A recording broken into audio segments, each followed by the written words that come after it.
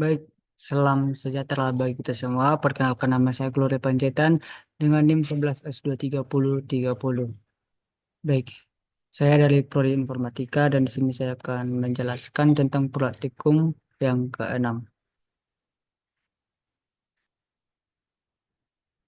Nah, praktikum yang keenam ini adalah tentang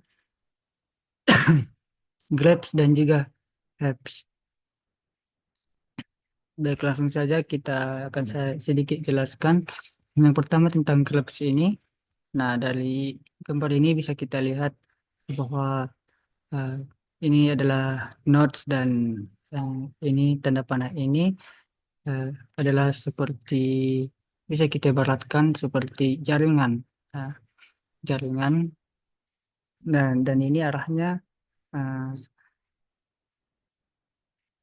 satu arah, ada berbeda dengan ini yang kedua arah.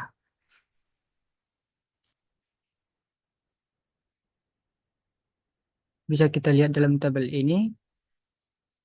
Nah, ini dari arahnya dari satu ke dua,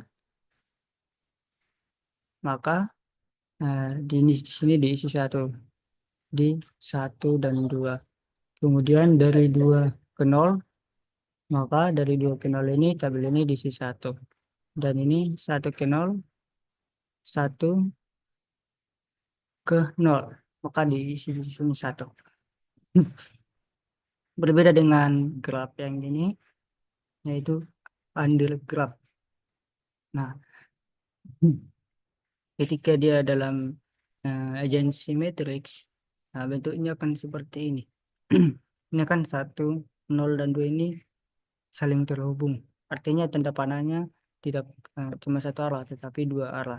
Jadi di tabel satu ke nol ini, maka dia diisi satu. Kemudian nol ke satu, ini dan juga ini diisi satu. Satu ke dua begitu juga, dan dua ke satu dan dua juga, dan dua ke nol dan nol ke dua. Seperti itu. Nah, untuk kodenya seperti ini sudah saya buat juga. Dan untuk apps ini, nah, ini representasi visualnya dari MinHab karena apps ini terbagi dari MinHab dan juga MaxHab ya. Dan di sini ada syaratnya, yaitu yang pertama untuk MinHab nilai rootnya ini harus lebih kecil dari eh, childnya atau anaknya. Dan juga childnya ini harus seimbang, harus ada di kiri dan di kanan atau nggak ada sama sekali. Jadi seperti ini dia tidak komplit binary tree ya. Seperti ini jika ada dia di kiri anaknya tapi di kanan nggak ada seperti itu. Atau seperti ini di kiri ada di kanan juga ada.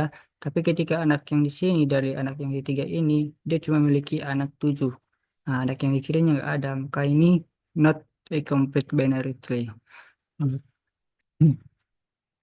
Nah, untuk case yang seperti ini juga tidak termasuk pada min-have property karena eh, di sini ada elemen yang lebih besar ya dari rootnya. Ada elemen yang lebih kecil maksud saya. Nah, ini kan rootnya 2, 5, 4. Ini anaknya masih memenuhi syarat. Tapi ketika dia masuk ke sini, nah ini kan 3 lebih kecil dari nih, perannya yang di sini.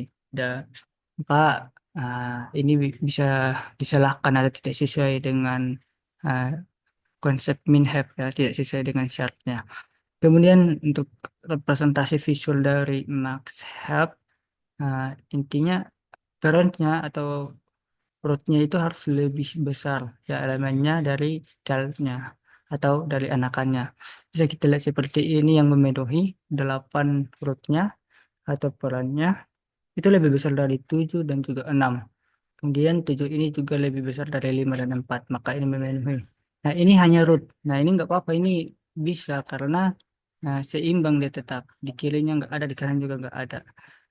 Kemudian yang di kanan ini juga 8, rootnya 7 dan 6 sebagai anaknya. Dan semua nilainya ini lebih kecil dari 8 dari di parentnya. Dan ini juga 3 dan 2 sebagai anakan dari 6 lebih kecil dari parent 6 ini. Nah, ini juga seperti case yang tadi yang tidak memenuhi syaratnya ya. Kalau di sini cuma ada yang kiri anakannya, ini cuma ada yang kanan anakannya, dan ini ada nilai yang eh, lebih besar ya dari perannya. Ini 7 lebih besar dari peran 4, dan itu tidak memenuhi konsep max have ini. Baik, kita langsung implementasikan saja dia bagaimana implementasinya dalam Java ya. Jadi kita ada diberikan studi kasus yaitu eh, untuk membuat sebuah array dan menemukan elemen terkecil pada urutan ke K. Contoh, terdapat array 172, 89 dan nilai K adalah 3. Maka hasilnya adalah 7. Karena nilai tersebut adalah nilai terendah di urutan ketiga. Nah, bisa kita lihat ya, urutan yang pertama 1, urutan yang kedua 7 di sini. Tapi ini bukan yang terendah kedua. Nah, yang terendah kedua adalah 7. Hmm. Yang terendah kedua adalah 2 dan yang terendah ketiga adalah 7. Maka hasilnya adalah 7.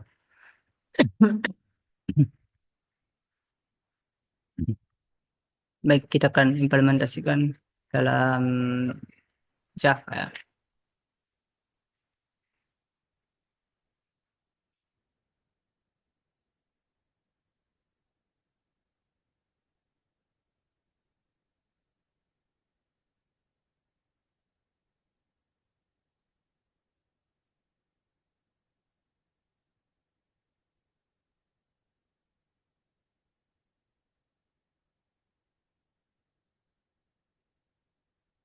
Hmm.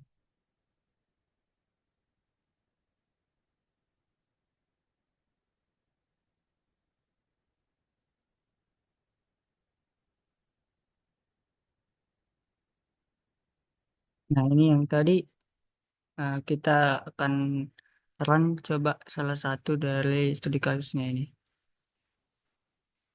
Nah, ini untuk kodenya.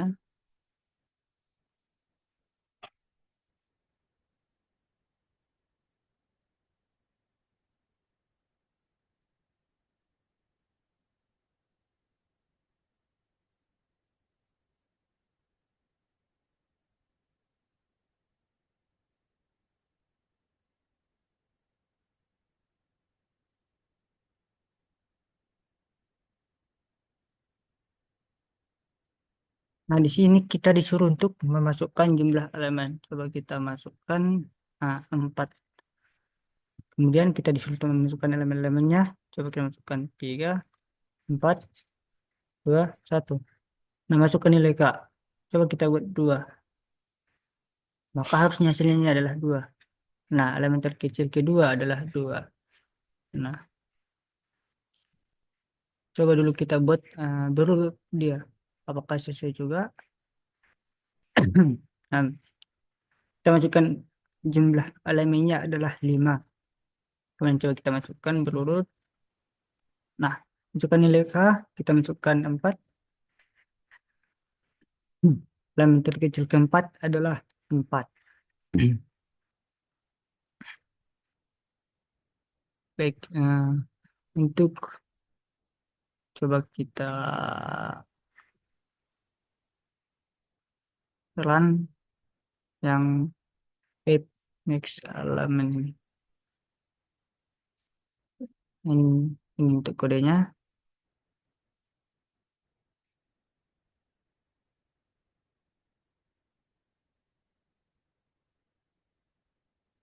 Kemudian coba kita akan memasukkan eh, jumlah elemen ya. Coba kita masukkan 6. Kemudian kita masukkan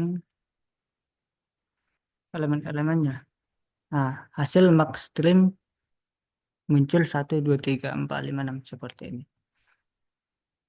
Baik, saya pikir singkat saja penjelasan saya tentang eh, hype ini, dan Saya pikir sekian implementasinya dalam Java. Jika ada kekurangan atau kesalahan, saya mohon maaf. Sekian dari saya Glory Panjaitan, dan terima kasih.